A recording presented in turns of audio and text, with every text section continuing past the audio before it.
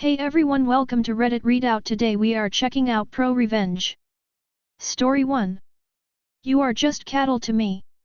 This story goes back pretty much 20 years now. To set the scene, I was working for a then cable TV company.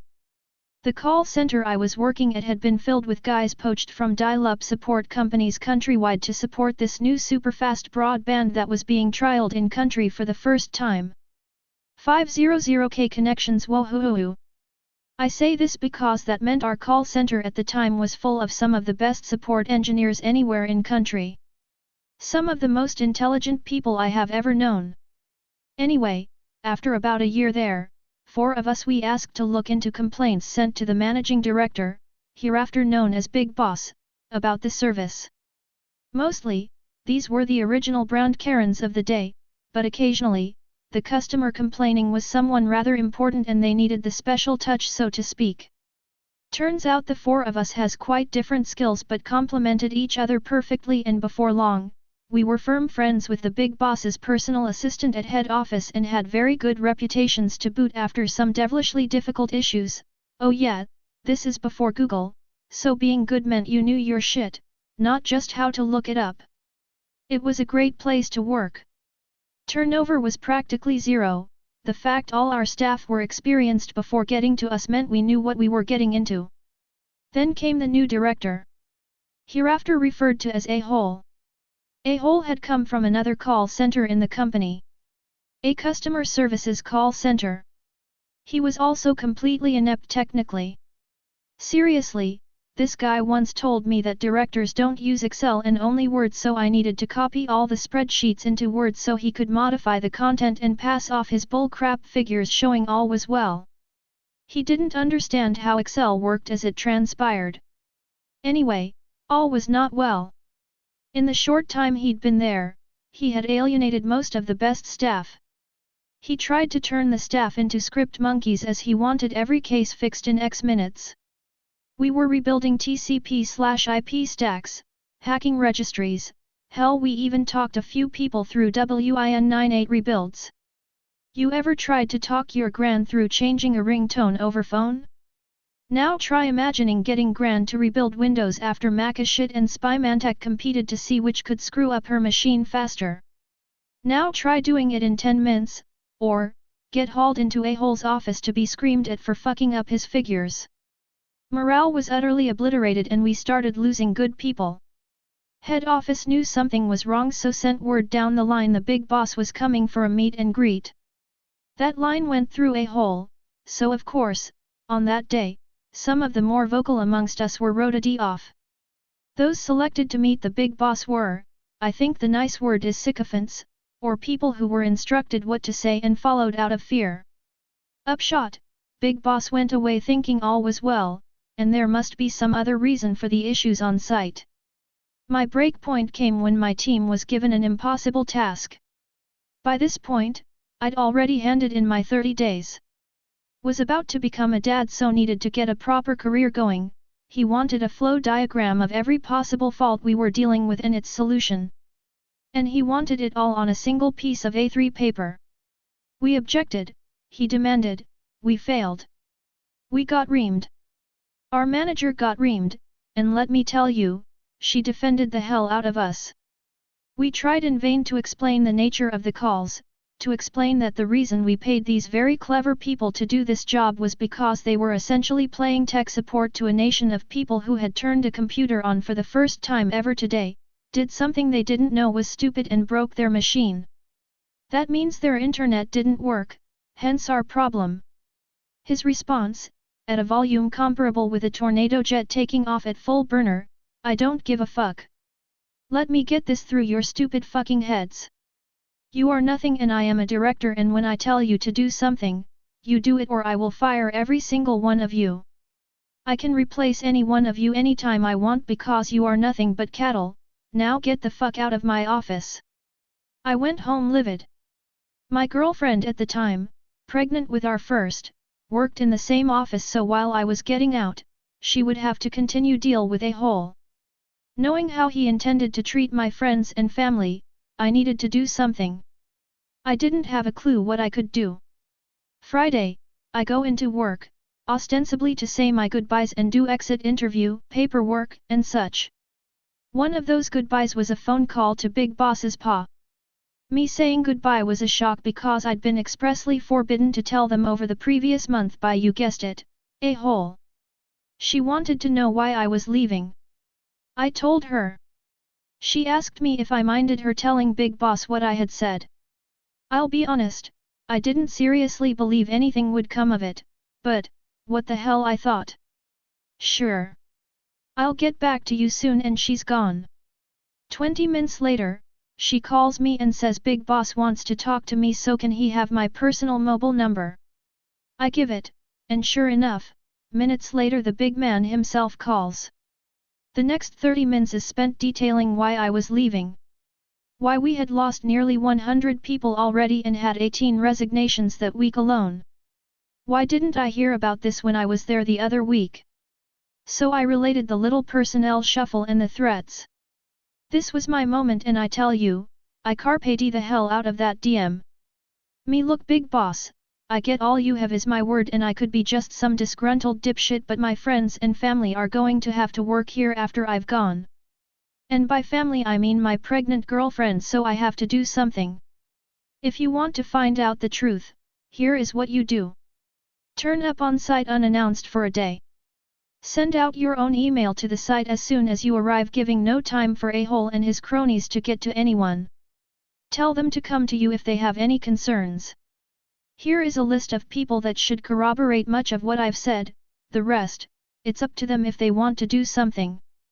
Then decide if I'm a dipshit. After a bit more chatting, the call ended and I went back to say goodbye to everyone. I told a few people, including my manager, what I'd done, and told them if Big Boss did turn up, to get in there and tell him what's going on. Then I bid them all farewell and said I would see them all at the mass leaving due at the end of the month. I'm at my new job the Tuesday after and I get a text from the GF. Holy shit, Big Boss is here unannounced.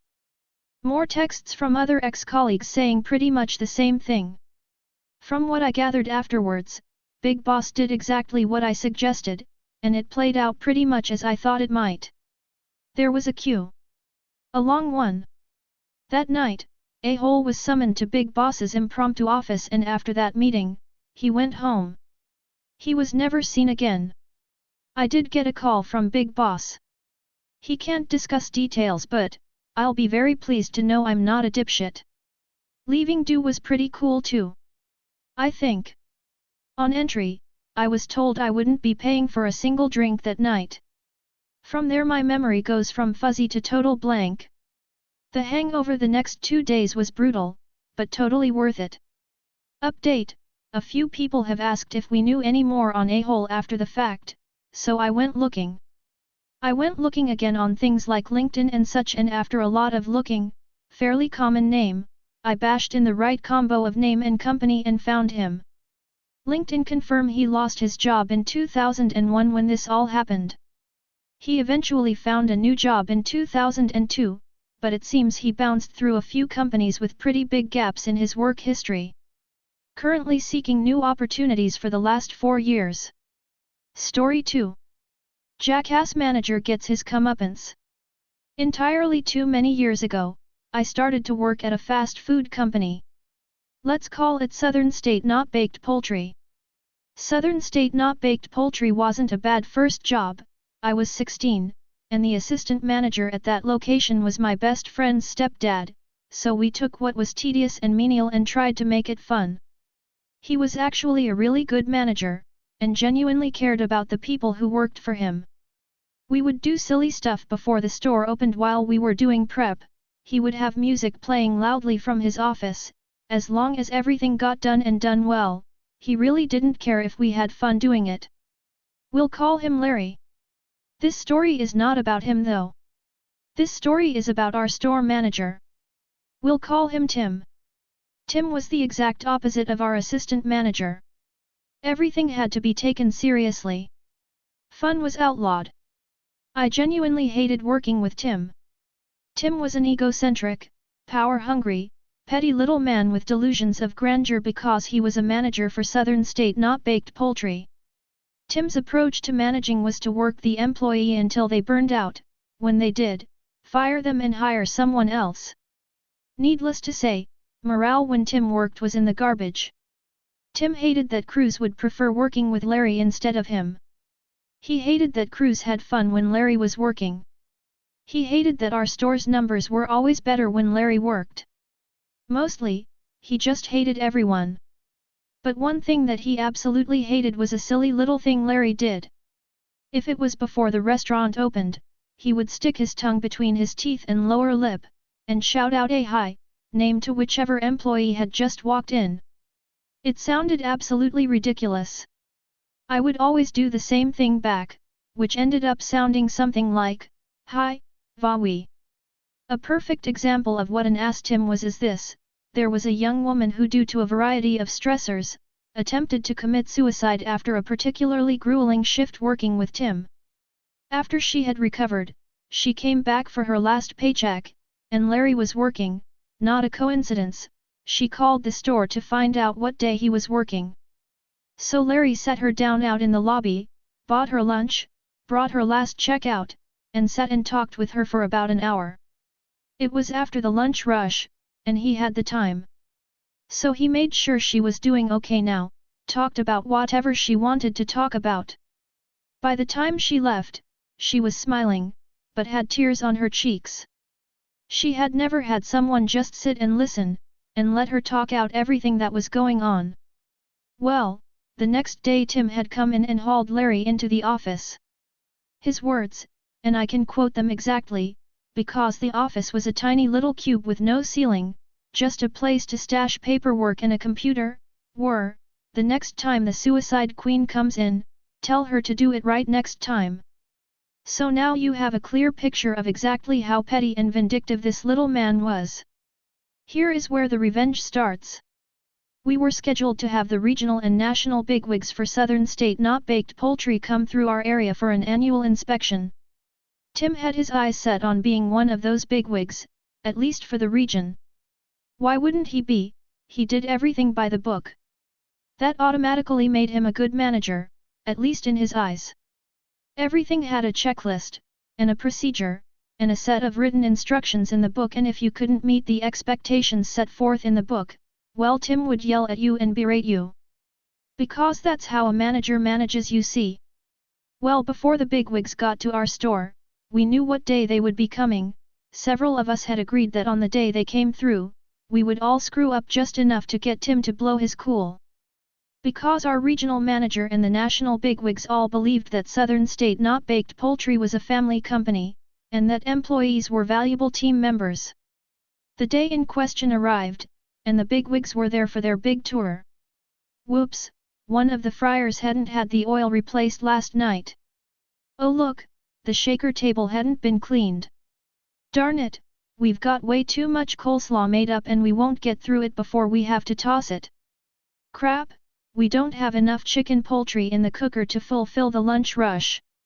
Man, someone forgot to preheat the second cooker. You get the picture. After the second time I took a minute too long to get a basket of chicken poultry into the cooker, Tim absolutely lost his shit. Yelling, cursing, throwing things. He actually physically pushed me away from the breading station. In the middle of the lunch rush. While the regional manager and several bigwigs from national stood there. While we had a line several people deep at both cash registers. And a lobby full of people eating. Tim stood there, gulping like a fish. His mouth was moving like he was trying to say something, but no sounds were coming out. The room was absolutely quiet other than the beeping of a fryer that was done. I looked at Tim. This was the moment we had all been gearing up for. I looked down at where he had pushed me, a set of handprints in flour on my chest. And I cut loose into him. Yelled at him that I quit, took off my apron and threw it at him. Told him I was tired of his abuse, of his poor management, of how he single-handedly drove morale through the floor every time he walked through the doors.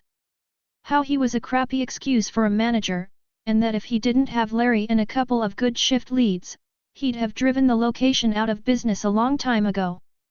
All the color drained from his face, and he bolted to the office cube.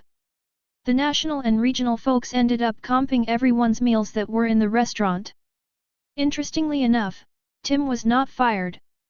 But he was demoted to assistant manager. Larry was promoted to manager. About 10 years later, I was working at my current job as an EMT.